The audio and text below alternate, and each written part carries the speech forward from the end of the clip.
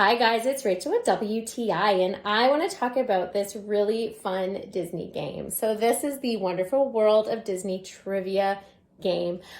This is amazing for any Disney fan because sometimes you think you know everything about Disney movies until you actually play this game and realize you forget a lot of things.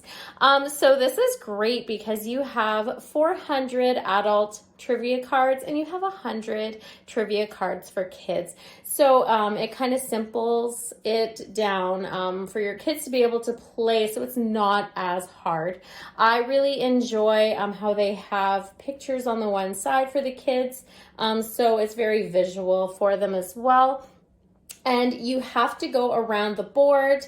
There's 5 different colors, 5 different trivia sections. And once you have all your colors, then you're able to go to the end. And then we see who the winner is.